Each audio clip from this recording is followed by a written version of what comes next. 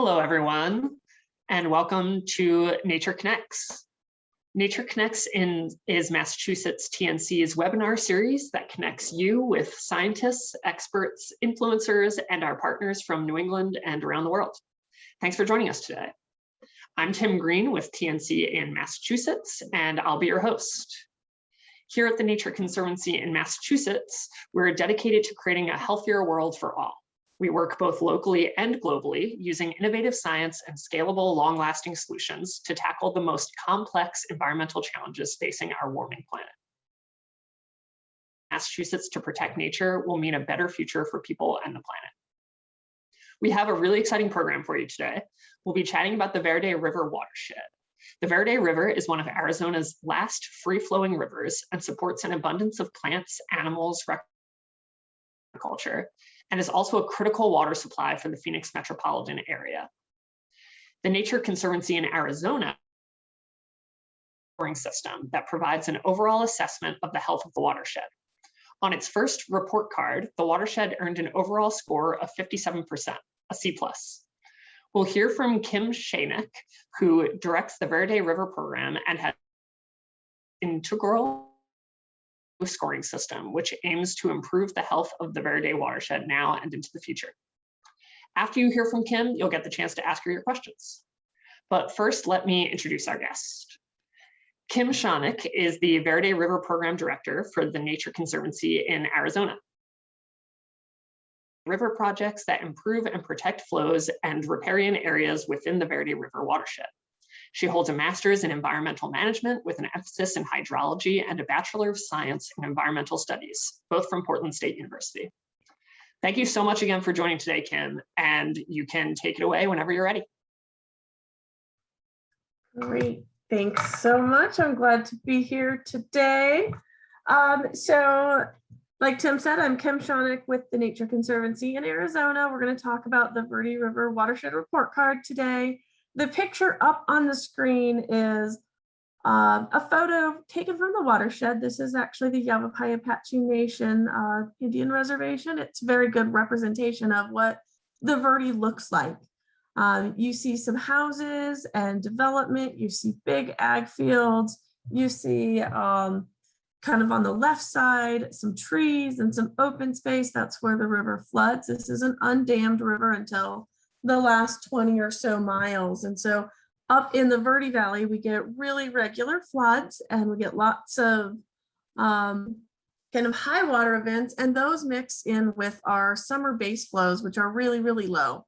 And so for the Conservancy, we're looking at how do we protect this river? How do we protect this riparian corridor into the future? So one of the tools that we came up with is this watershed report card. I'm going to move this little Zoom bar. You know, with Zoom these days, so hard to present. I'm used to being in person. So anyways, I'm glad to be here. We're going to walk through a little bit of background about the report card and the river. So one thing I'd just like to highlight, and one of the reasons that we did the watershed report card, is we have a lot of opportunities to partner with different organizations. And one that we did partner with is Pepsi. And that was kind of an interesting experience for our local community. It's a very small rural community. And for them to understand that Pepsi actually cared about their watershed and cared about what was happening there made a huge difference to them. And this is a quote from Tara, who is their global stewardship manager. And, you know, this notion that we all need to know more about what we're managing, and we need to know about our water supply if we're going to act together. And when we started asking people, hey, can you come together? Can you help us do this? We started to realize very quickly that people didn't really understand the problem collectively. There was no agreement on the language or the concerns or why we should do things or what we should be doing. And so we have this, you know, beautiful river, this beautiful space, and not a lot of sort of common ground within the watershed. So there's about 250,000 people that live in the watershed, and there's about 3 million people downstream that rely on this river. So it's a really important water supply within Arizona. And so this picture here is taken just before it goes into what we call the wild and scenic reach of the river. And in the wild and scenic reach, there are not very many trails. There's very limited access. It's very hard to get to. And yet when you get to the bottom of the wild and scenic reach here in the Phoenix metropolitan area, and it's, you know, one of the largest, fastest growing economies in the country. So this is a really important piece of that overall puzzle. And so I just wanted to show you where the river fits in the West. So California, Arizona, Utah, Nevada, Colorado, New Mexico are all part of the Colorado River Basin. So this program here for the Nature Conservancy is part of our Colorado River program. It's one of the kind of pilot tributaries that we've worked on, or I can't remember what the current name, they've changed how we refer to them, but this is an important tributary as it goes into the Salt River, flows into Phoenix. The Salt River should flow into the Colorado River, and so I'm sure by now you've all heard that the Colorado River may not have enough water. And as that continues to increase, the importance of the Verde and the Salt Rivers increases as well. And so these are our in-state rivers in Arizona, and we need to manage them for that. And yet they're also ecologically incredibly important. And sometimes we get very caught up in making the case for why this matters for people. But we also want to think about why this matters for fish. And so here's a map of the state. And what it shows is the darker lines and the thicker lines are number of native fish that are still present. And you see there's not a lot of native fish present throughout Arizona anymore. Where it shows little light gray lines, those used to be rivers that would have had fish in them. And over time, those rivers have gone dry. You can actually hardly see that there's a Gila River anymore. The Gila River at one point, you could put a ferry boat on and pilot a ferry boat up and down the river. And now it's a dry, sandy stretch. And you wouldn't even notice it if you drove from Phoenix to Tucson. And so we know this river is important for people. We know that it's really important for the wildlife. We know that it's critical for fish survival and holds the most opportunities for diversity. We also really focus on the Salt River. We're not going to talk about that today. It's a different kind of system where there's mostly forest lands managed by U.S. Forest Service. And so our chapter works a lot on forest restoration that will help that river as well. But in the Verde Valley, we have these very large swaths of private land that are heavily impacting the outcomes for the river. And we need a tool to be able to communicate with people that live there. So just a little bit more in background. Here's a picture of the river. This is from the 40s. There was an incredible amount of mining happening in the watershed at the turn of the century. And it actually wiped out all of the riparian vegetation for probably 100 miles up and down the river. So that mining has ceased. Cattle grazing has drastically been reduced. And we've seen a lot of regrowth. So you'll see the current pictures look very different than this old picture. But change is really inevitable in this system. And I think that's what we always want to keep an eye on, is it's not just what it looks like now, it's what it's going to look like in 20, 30, 40 years that we really need to think about. And so what we're very concerned about right now is climate change and drought. We are actually, this is the second year, well, we're in the third year, but for the last 2 years, we have not had hardly any rain at all. And so we have this huge concern about what does the short-term drought mean? What will climate change bring to the watershed? We have an increase in demand of groundwater. So most of our cities rely on groundwater. We have increasing population. That increasing population changes the landscape. It reduces infiltration into our aquifers by hardening our surfaces. We also have a very limited legal framework, which is probably in truth the hardest thing to manage in this. Is, you know, these other things we can plan for, we can manage for, but changing the legal framework is really difficult. And that's one of the things about being part of the Conservancy and this very large approach. You know, these issues that I'm facing here as the project manager in a rural community actually can have voice through our system and through the Conservancy. And so that's really what we can bring to the table. We work a lot with partner organizations, but I think the Conservancy brings this policy framework and ability to make changes over time. So that's really critically important. And then we also have lacked, and I think we're getting better at, this diverse group of stakeholders. And that's where the report card has been critical in coming in. So that's really what we're looking at in the river. You know, there's a lot of words on this slide, so we won't read them. If you would like to see it, it is on our webpage as well. But this is kind of the things that we're doing. So in the Verde River, with that diverse list of threats, there's not one easy thing we can do. We want to protect our riparian forests. We want to plan for our water use. We want to protect habitats. So with all of these sorts of things we could be doing, it's always hard to decide, how do we communicate that to people? How do people know what are the different things we should be doing? And that's where, again, I'll say the report card became really critically important, is it helps us prioritize and figure out what we want to be doing. So the report card was an effort of collective action. We wanted to bring people together from a wide variety of areas. We had some stakeholders who knew nothing about the river, know nothing about science or biology. We had some folks who knew nothing about the policy and the legal framework that we set in. We had some people that truly love the river and want to be out there every day, and others who probably had never visited it. We had people from Phoenix metropolitan area. We had people from the upper parts of the watershed, all over the place, try to come together and through a series of workshops, come up with what we wanted to measure and how we were going to do that. So the steps were, we had to conceptualize the report card. We kind of said, how big do we want this to be? You know, there was sort of this, do we pick a really small area or do we go with the whole watershed? And we chose the whole watershed, and we chose that it would be a community based. So it's not just a science and ecology driven, which I think really led to us as the conservation organization learning some things, and I'll talk about that in a few minutes. And so then we had to choose indicators. And then once we chose indicators, we had to determine what was an A and what was a B, right? And when you go to school, you know that you get a grade, and the teacher knows based on this is how you get an A and this is how you get an F. And I'm sure some of you have had teachers where you don't know how to get a good grade and how to get a bad grade. And that's really frustrating, and it makes for very poor grading and a very bad experience for everybody. So we had to choose indicators that we could definitely grade and that we knew what was good and what was bad. And if we couldn't grade them, we couldn't use it as an indicator. And that was a real struggle, because there were sometimes things we cared a lot about, but we couldn't effectively measure them.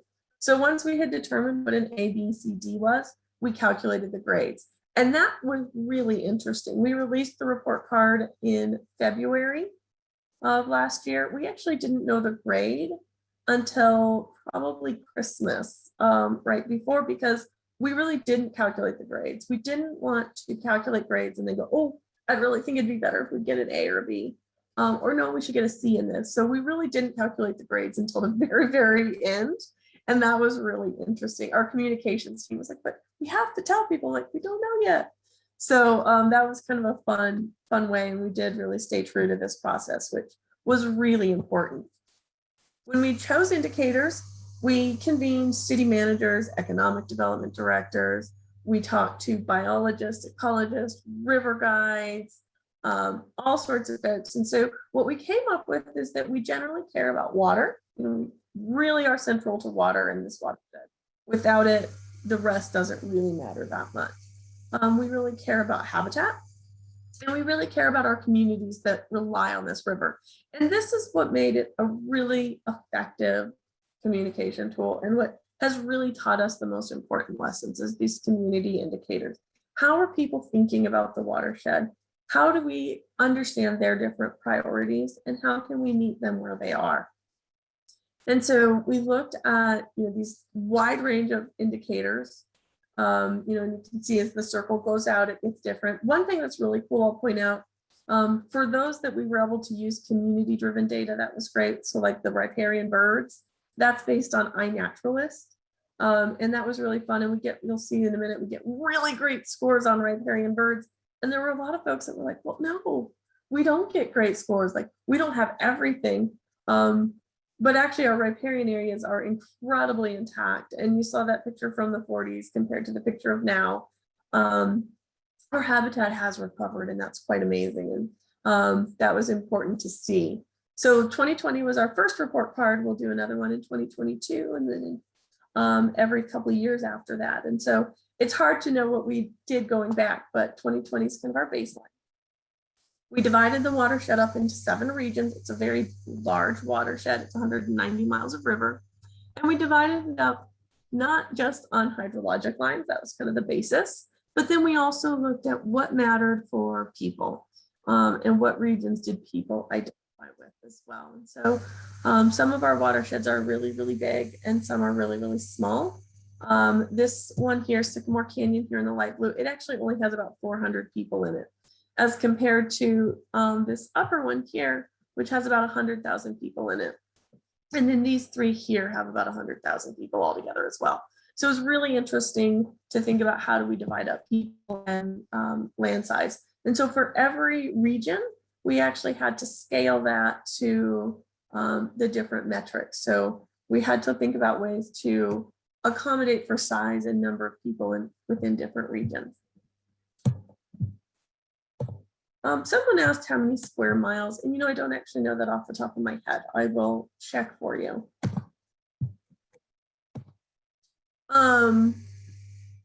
So here's the scores finally.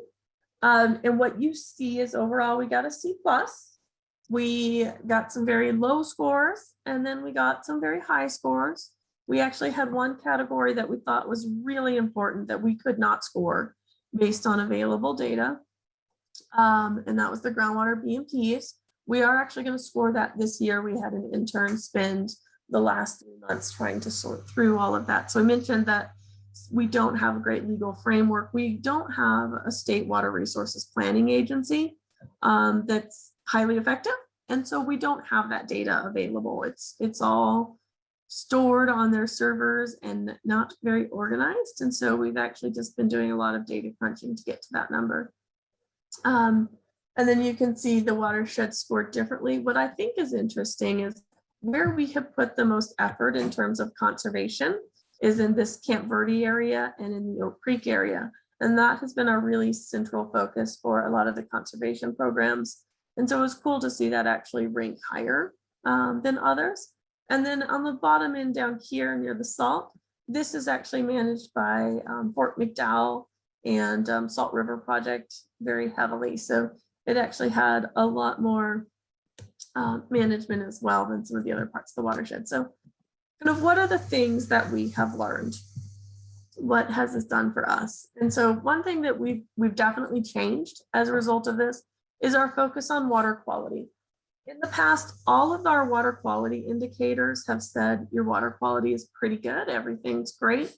When people have gone out to test for water quality, they get a good number. So in turn, our water quality index scores, we worked with our environmental quality department and they helped us calculate this score, and it turns out everything ranks really high. But the folks at DEQ, Department of Environmental Quality, said, but we don't really think it's that. We don't think we're getting a good set of samples. So we also then calculated a certainty indicator to say, how sure are we about our water quality? And what we found out is we're relying entirely on volunteers to collect data in places that are convenient. So volunteers are not collecting water quality data when it's 100 degrees out. They're not collecting it when it's raining really hard. They're not collecting high flow events and really low flow events. They're kind of just collecting the things in the middle, and they're collecting them at places that are easy to get to from their homes. So bridges and roads and other places where there's easy access. And so what we realized is we don't actually understand the water quality very well. So we've gone for funding and gotten funding to actually improve that. So we can better understand that, because when you just get good numbers and you don't ask deep questions, you make a lot of assumptions, we learned. So that was something we definitely wanted to change. Another thing that we learned is this issue around affordable housing. And this, if you actually looked at 2021 data, our affordable housing would probably be a big red mark. And this is the notion that, can people get housing that are moving here? Can they afford to live here? And we looked at home prices, and we looked at pay rates based on US Census data. So most of these scores in this community section came from US Census data. And what we realized is housing is not affordable. Housing is becoming more and more of an issue. Homelessness has definitely increased in the watershed, which has impacts to the river as we think about where are people going to congregate. It's next to rivers and small streams, which then adds to the water quality problem. And then as we looked at base flow, one of the big threats to low, and base flow is sort of the lowest part of the river. So that flow for us in June, when it gets really, really low, when it has the most impact from groundwater pumping. And we see that declining and declining and declining. And how are we going to manage for that? So one way we could think of that is, well, we need to stop groundwater pumping, but that's not realistic. More people are moving to the watershed. There's not any good way to stop them. And so what I wanted to just highlight here is, this is a picture on the top. This is kind of traditional development in our community. It's large. Everybody has 2 acres or 5 acres and builds a home, irrigates a garden, has a green lawn, does whatever they kind of want in that area. And then on this other side, this is actually more affordable housing. Within our community, it's high density. It has septic. It has sewer systems. So we are actually able to collect the effluent and utilize that for other things versus this area where it's all septic tanks because people are so spread out, you can't effectively capture their wastewater. They all have private wells up here on the top side. These folks down here have shared water. So actually what we learned is affordable housing, as opposed to traditional housing, has a much lower water footprint. And that gave us some really good common ground to work on with our cities and towns. And so that's been really rewarding. We've actually developed this program called River Friendly Living, where we're looking at these developments and saying, hey, this is the sorts of things you need to do to actually be river friendly. Can you implement these? And we're finding most developers are very eager to implement those practices. And so that was really cool. And as a conservation organization, sometimes we don't think about that as the Nature Conservancy, as we talk about how people fit into the ecosystem. That really enabled us to ask these questions, and that was important. And then last is this question about how can we grow the pie? How do we get more funding? How do we leverage our aspects, our work? And what we learned is this upland habitat index, which the Forest Service is very concerned about. So in the top picture, this is a picture of a wash. This guy's like 6 feet tall. So this is a really incised wash. And it's cutting down all the dirt that used to be here, making up this wonderful grassland, is flowing downstream into the reservoir system. And in the reservoir system, it is reducing storage capacity for the Phoenix metropolitan area. And they're very concerned about that. And so what we're able to do then is understand that, the Forest Service has this need, downstream water users have this need. They're willing to fund those types of projects and help get that work on the ground. And so using that model of who are the most impacted parties and how do we connect them, we've actually been able to increase funding and increase a focus on these upland condition habitats. So when you're the Forest Service and you call it an upland condition index, that doesn't really tell anybody anything. But when you're able to go and talk to the city of Phoenix and say, hey, this is what we are looking at in this upland area.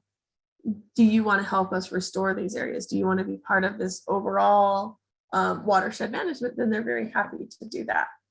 And so I think that's actually it. I see there's a question. Barbara asked, can installing beavers help with upland stream issues?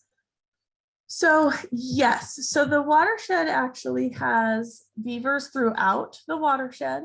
In these areas, this is too far upland for beavers. This should be a big, beautiful grassland with big tall grasses and very low moisture content.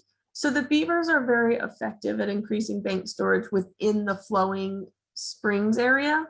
But in these upland areas, we have to come up with other solutions. And this is a result of intensive grazing on the landscape. And so the cattle have been removed and reduced. They're meeting their rangeland management criteria, but there's this sort of left behind question. And so these are called one rock dams because they're one rock thick. It turns out I always thought it was like one rock thick. And then the thing in the back is called a Zuni bowl, and that creates this bowl feature to slow the water down.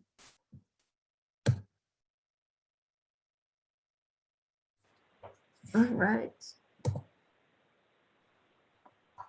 Awesome. Kim, thank you so much for sharing about this really important project. So now as we've started to do here, we're gonna start to dive into some audience questions. As a reminder, as you think of questions for Kim, you can enter them into the Q&A box at the bottom of your screen. So let's start with this, Kim. How did you come up with the idea or the framework?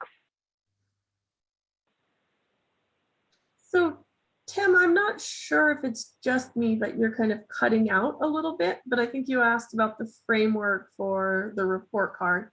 And so we really had done a lot of work within the watershed, developing projects, developing ideas with people, but realizing we were not communicating well. And that's when we sat down and said, let's do this kind of project to communicate. And the watershed report card is a process that's been used across the globe. There's a lot of examples in Australia, Chesapeake Bay, closer to you all, South America. And so really that was a framework that was in place, and we worked with the University of Maryland actually to work through the process and utilize their tools to set up the report card. Awesome. Audience question on this point from Mary. What was the project timeline and cost of preparing the report card? So the project took about 2 years from kind of the conceptualization to the publication of the report card, and it cost about $220,000. Awesome. So, so you touched a little bit on the overall rating was a C+. Most people would think getting a C+ isn't all that great. Is that a low mark for a river? And I guess this question is both in the sense of comparatively to other rivers, but also, you know, in an ideal world. Yeah, you know, I don't think it compares to other rivers. I think each river has their own, and I think scores should be thought about for that river going forward. So really what we hopefully do is we get a B next time. You know, there's a lot of work that goes into changing those scores, and each indicator is going to change differently over time. So things like base flow are going to be heavily impacted by drought and climate change, whereas some things we have the ability to manage for a lot better. And so we do really, I don't know if it's a bad grade or a good grade. I think it just is what it is. And we need to think about how do we maintain these scores and how do we improve upon those things that we can. And so one of those things that you wanted to improve upon that you talked about was the water monitoring. So we have a question from Barbara. How do you fund monitoring now, and what does that cost? And how did you change the voluntary water monitoring, or how are you planning on changing it going forward? Yeah, so we've got a grant from Bureau of Reclamation to manage our water quality program. So we'll actually work with a variety of partners to set up a program. And so that's where we are now. So we identified it last year as, hey, this is a big deal, we should try this. And then we'll actually now start figuring out what we're going to do and exactly how we're going to do that. So we don't have the answers yet. In the past, it was just people who wanted to do it did it, and that was great. And that we need to keep those people going, but we need to find a way to fill in those gaps. And so we do have funding from the Nina Mason Pulliam Charitable Trust.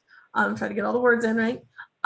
So trying to make sure that we do have staff to actually go out and do that. And that we're maybe changing the locations that people are using, because if we just space out our monitoring, it might meet our needs, but we need to do that assessment. Mm-hmm, mm-hmm. So you mentioned in answer to the previous question that you think that each river or watershed should have its own kind of scoring system. So I have a question here of, can the scoring system you've developed for the Verde River be used in other states or other parts of the world to assess the health of rivers, or is it comparing apples and oranges? Yeah, so some of these metrics work in all kinds of rivers, right? But some of them don't. And what was important is this is a community-driven process. So we didn't just take some indicators off the shelf and put them in our watershed. We actually all sat down and said, what is important to us here? And that's what we graded. And so that means it does take a lot of work. And so if another watershed somewhere else wanted to use this process, which they should. It's a great tool to go through. They're going to come up with different indicators that matter most to them. One thing that I really loved about the report card, and one of the reasons I chose to work with University of Maryland, is that uniqueness of the indicators. I was in Australia in 2007, and they had just started on this report card process. And we'd seen these presentations. I was at a conference, and they talked about report cards and how they were going to be great. And everyone was kind of like, yeah, I don't know. And we didn't really. And then I went back in 2017 to the same conference, actually. And we talked very little about report cards. There wasn't a lot of communication about them. But following that conference, I drove up the coast and started to see these smaller communities and enjoy them. And I went to this park, and there were statues of turtles all over this park. And there was a sign about how the turtles are an indicator of water quality. And there were kids playing with the turtle and little posters at the convenience store about how those turtles, water quality mattered to them, and keep your river clean for the turtle. And actually, then I went back and looked, and their scores had improved, in this one watershed. So have them tell kids about, hey, the E. coli is bad for you. They don't care. They don't understand what E. coli is. But if you say, hey, dumping our trash is bad for the turtles, let's not do it. It creates that connection. It creates that connection for that community. And that, I think, is what's important, is it's really worth the time and effort to do a good job for your local community and represent your watershed. Mm-hmm. Thank you for that. So I have a couple of our audience questions here. Wyatt asks, are there efforts to remove unwanted vegetation? Yes, there's a lot of efforts to remove unwanted vegetation. So we have been working for the last 12 years on what we call the Verde Watershed Restoration Coalition, which is all of our land management agencies, the Forest Service, state parks, national parks, all of the folks who own land working together with private landowners to remove our 3 biggest invasives. And we've treated about 9,000 acres. And we've actually met most of our riparian target goals. We have very little arundo, Russian olive are our big ones. Tamarisk is another one out west that's very hard to get rid of. Tree of Heaven is also very hard to get rid of. So we spend a lot of time working on managing that and engaging people in managing the riparian habitat. Awesome. So an anonymous attendee would like to know, how deep is the water table in the upland area depicted in the photos of the One Rock Dam? And do the dams contribute to the water table, or does the water just flow down the stream with little or no benefit locally in the upland area? Yes, so the water table in those areas, it really varies. In that particular photo, we're probably looking about 20 feet to groundwater because it hasn't rained in so long. And so, these are very arid systems, and the water table really changes over time. So really, those projects are about how do we keep sediment where it belongs so that when it does rain, there's soil there to absorb and to grow the grasses. So over time, those will build up soil, and you actually, in 20 years, you won't be able to see any of the rock. It'll just be soil behind it. And so you do have to kind of go back and retreat those areas with time, but it's not really intended to increase stream flow measurably. It's really intended to slow that erosion down and keep it from progressing farther up in the watershed. Awesome. So John would like to know, besides testing for pollutants, does your program identify the polluters? And if so, what interaction do you have with some other entity? Or what interaction do you or some other entity have with the polluters?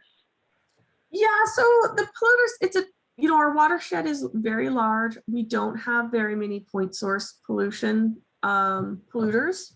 It's really dispersed. We have a lot of septic tanks that are very close to the river, thanks to the lack of planning that we have. And so we do work with homeowners. We do try to communicate about that. We also then taking this information and saying, where can we go with this? How can we identify it? There's best management practices we can implement in the watershed. So one example of a project we did this year, which we wouldn't have done, we found out about this neighborhood that was having big flooding problems, and they were actually getting overland flow through this industrial yard, and nobody wants to be responsible for that. So we go from, just to kind of give, some of you know this, but right, we're out west here. It's very dry, very flashy. We go from it's really, really dry. It hasn't rained in weeks and weeks. And then we get 2 or 3 inches of rain, and it's high intensity and short duration, and it creates flood events. And those flood events move pollutants off the landscape. And so in this case, we looked at this watershed where we have all these pollutants. It's nobody's problem in particular. We worked with the city and we worked with the landowners to say, let's design a project that would reduce this impact. And so in that case, we're working with the landowners who are part of the pollution problem, but are not the reason that it's happening. The reason that it's happening is this extreme drainage issue that no one wants to take responsibility for. So we actually hired an engineering firm. We designed 3 different options to choose from. And so now we're in the process of selecting the right option and then trying to find a way to fund that. So we are definitely working on how do we reduce the pollutants coming into the river when we know where they are and what they're coming from, but it's a very dispersed impact. That's great. That's great. So I have another question here. Thank you all so much for these great questions. And if anyone is just joining or needs a little direction, you can put your questions in the Q&A at the bottom of your screen. So this is from Mary. Did you hire a separate professional team to conduct the report card process? Where could other TNC chapters and partners find details of various report card criteria? Yes, so we hired University of Maryland to manage the process, and they brought in the experts on how to create a report card, and we brought in the experts on what we wanted in our report card. If you go to ecoreportcard.com, you'll find a wide variety of different report cards. You can also look at, if you just Google watershed report cards, a bunch of things come up. There's one for the Mississippi that's really interesting. There's the Chesapeake Bay one, which is a great report card that's been going on for ages. So ecoreportcard.com is a really great source. Awesome, thank you. And so speaking of these criteria in the report card, the criteria includes community, yet not municipal, state, and federal regulations as part of the system. Would it be meaningful to acknowledge the impact of legal/regulatory terms? Yeah, and that was a really interesting and difficult question. So when we talk about communities, we include the local jurisdictions, we include the state and federal lands. But the legal framework is such, it was so difficult within Arizona. So we manage groundwater and surface water separately. We also have state-based water rights, and we have federally based water rights because we have tribal organizations. So the regulatory framework is really difficult. So putting it as a metric didn't really work. But all of our indicators around water and community help drive at those. So one of the indicators we had is digital engagement. And that looks at how many people are Googling within the watershed, what are they looking up? And then we have another one that was civic engagement.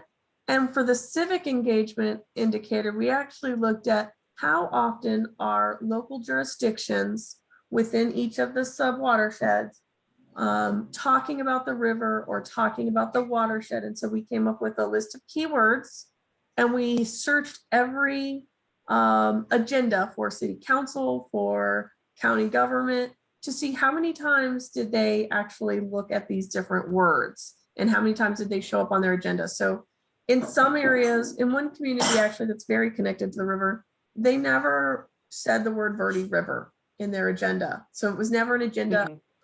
In another community where the river is very, very central and they have an economic development plan based on the river, they bring up the Verde River frequently in their agendas. And so we were able to track that.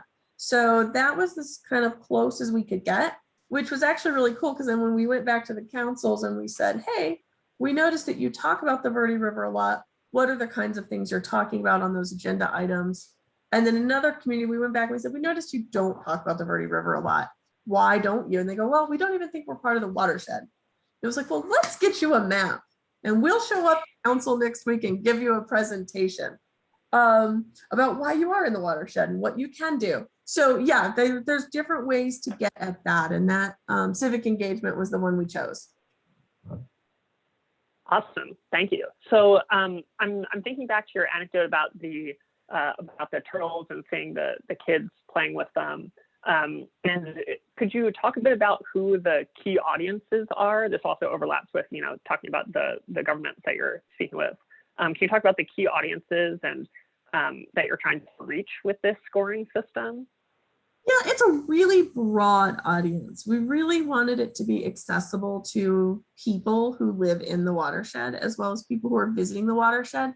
So one decision we made, which I wish we hadn't, we really focused all of our effort on print material, because we wanted to be able to leave it in coffee shops, and we wanted to be able to leave it at bed and breakfasts and hotels and different places like that. So we put a lot into this print material, which of course came the month before COVID.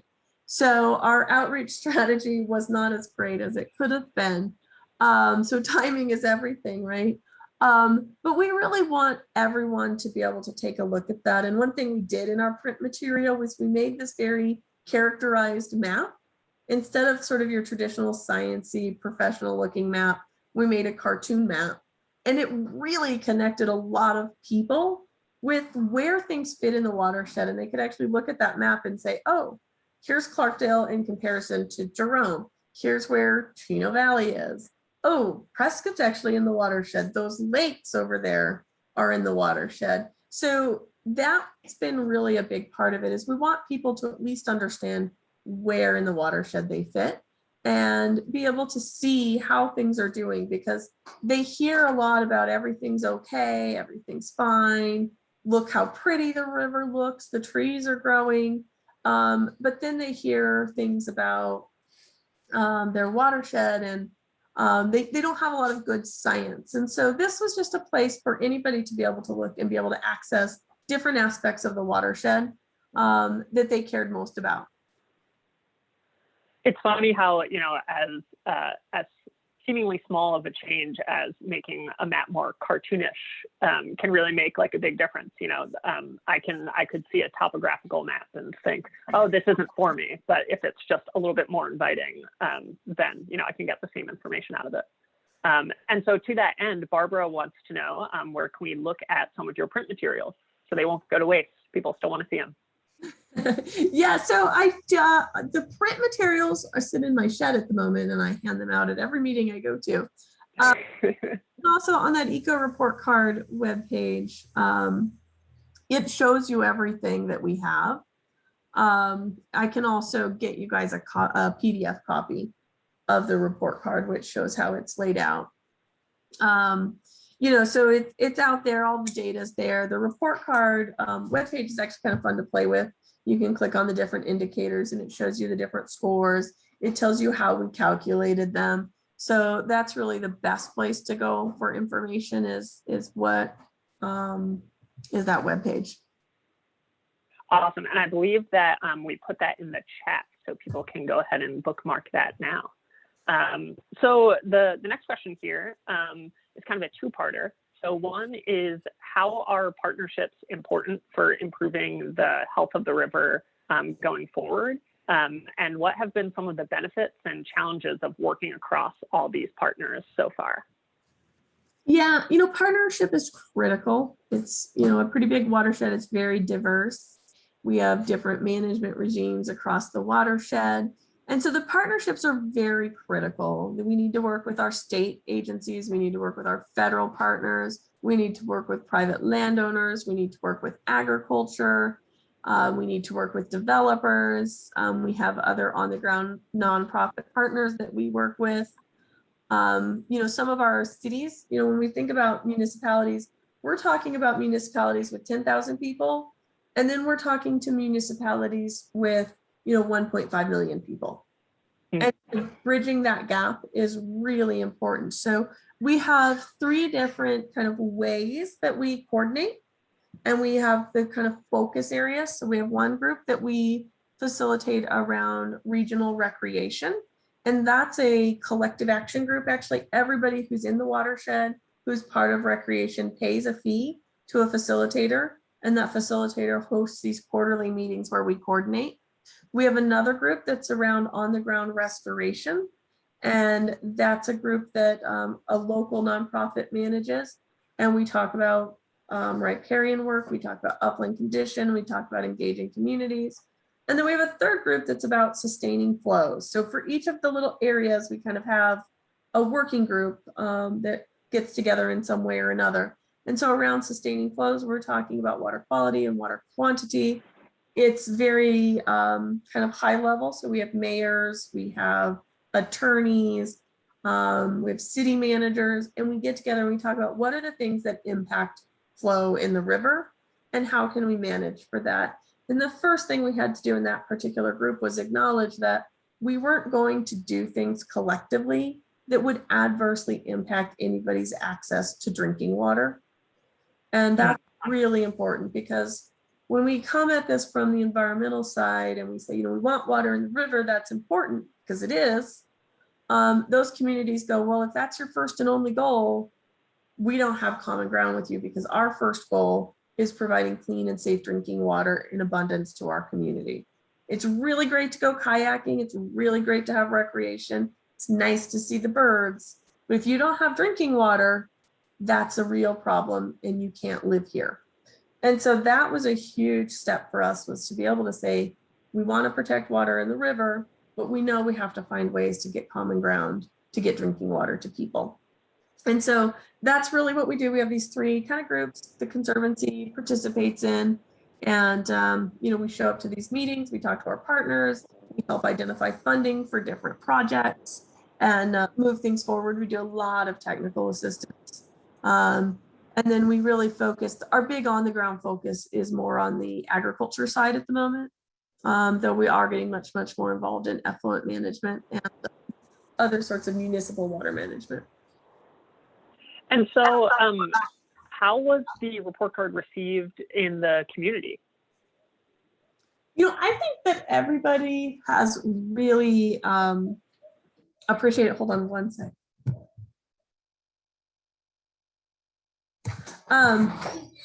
Sorry, my son's friend is arriving early. So anyways, in the community, it's been really well received. I think people have really enjoyed understanding more about the watershed, understanding the different ways we can say what good means, because that's been a struggle. Because if you look out your back window and you see lots of birds and a flowing river, you're like, the river's doing great. If you live in another part of the watershed, you look at your door and you see, overgrazed landscapes and no access to the river, and you're like, that's not doing great, right? Mm-hmm. So just being able to talk about the diversity of the watershed and get people to see that, yeah, it might be good in your corner, but it's not so good in this corner. We all need to take action if we're going to make it good overall, has been really, really cool. So I think it's been very well received. Our towns and city councils have been able to use it to communicate with developers that are coming in and be able to say, this is what we need to do to improve things. So yeah, I think great reception overall. Awesome. And so, we've been talking a lot about the, like the human impact, but as you mentioned in your presentation, it's not just about the human impact, it's about the wildlife and the surrounding ecology. So what are some of the critical wildlife that benefit from the habitat and flow restoration? So I mentioned the fish. So there's 13 native fish in the watershed. I don't think there's any stretch of the river where all 13 are currently found. So as we work through these projects, we're definitely improving habitat for the fish and wildlife that live there. Reducing sediment transport has a huge benefit for fish in terms of keeping their spawning grounds clean, keeping visibility in the river open. That also helps with birds. One issue we have with a lot of bald eagles in the watershed, which is really cool. But we sometimes have really, really poor nest productivity. So when we have high sediment loads in the river, the bald eagles leave the nest to go hunting and they can't find any food. And so they actually stay off the nest too long, and that leads to death of the babies because the moms were gone and the dads were gone too long. And so some of these projects that we don't always think about, how could an upland habitat project help a bird that's reliant on fish. So over time, we'll see those benefits. I mentioned the riparian work. That's something that we've already seen the benefits of. Thinking back to that first picture of, the 1940s and no trees. We've made a lot of progress to have regrowth and keep the invasives out. And so, we see a lot of riparian birds here and thriving. We also do have river otter, which is actually probably everybody's favorite little animal that lives in the watershed. And the river otter only breed in 2 places in Arizona. And so it's really cool to have this thriving population of river otter. And are river otters the ones that hold hands while they're sleeping so they don't drift away from each other? So our river's not that big. So I don't think. Yeah, okay, so they don't have to worry about it. Yeah, they're not like the ocean otters. Yeah, our river otters actually live in the dens made by beavers. So because our system is so flashy, our beavers don't build the traditional kind of dam all the way across the river. They build these little kind of lagoons on the side of the riverbank, and they live in bank dens. So there's actually only 2 beaver lodges in the whole system that we know of. And one is in an old gravel pit, and one is at the very top of the river. So I think that, so we're a little past 12:50 now. So I think this will be the last question, but an appropriate one, I think, which is what can people watching do to help the Verde River and other rivers that may be closer to their own backyards? I think the thing that people can do throughout the country is really understand your water supply and understand how it connects with the river systems near you. So for us, one of the big struggles is, how do you use water in your home? Can you reduce your use? And then what happens to your wastewater? So in our community, a lot of people have septic tanks. And so people think, well, my water just goes to my septic tank. Well, if your septic tank was built in the 80s, it's probably leaking, right? And if you're close to the river, that's probably bad for the river. And so just really understanding that, and then understanding the costs of these systems is really important. So when we talk to our local government officials and we think about who's the mayor, who's on city council, understand the issues that they're facing, and for us as a conservation community, it was shocking to understand the housing threat in our community and to have watched it get worse in the last year. There's not anything we as conservation can do about that particular problem, but we can understand it and we can have a conversation with our city leaders about it. So we're not coming to them and saying, hey, we really want to redirect a bunch of resources into this other thing. We're really saying, hey, we understand these problems you have. We want to bring resources to you to help solve some of these problems that you have. So being a good partner and really understanding how your water system works. And, you can do that through an email to your local officials. You can do it by looking at your water bill, understanding who supplies your water and where it goes. Awesome. So Kim, before I let you go to your son's play date here, do you have any final thoughts that excuse me, do you have any final thoughts that you'd like to share? I think this is a great tool. I think one thing for me about the Conservancy is really our connectedness. So, here we are, I'm talking about a project in Arizona. The reason we're able to do this as the Conservancy is how these things fit together and the lessons we can learn from each other and better understand what kinds of things we should be asking. So I think for me, that's probably my last thought here is really, it's so cool to be connected in this community and understand conservation across the globe and be part of these conversations. Great. Yeah, amen. Well, thank you so much again, Kim, for joining us today. And thank you to everyone who tuned in for your support of the Nature Conservancy. Your support is what makes all of this work possible. So we will be sending everyone a follow-up email over the coming days with links to the resources we talked about today, as well as a recording of the webinar. If you're enjoying our webinars, please share them with your friends. You can also follow us on social media at conserve_MA on Facebook and Instagram to keep up with our work and get updates on upcoming virtual opportunities to connect with us. As always, you can see our upcoming webinars and sign up at nature.org/MA-webinars. Join us on July 15th for a Nature Connects webinar with Mass Audubon President David O'Neill.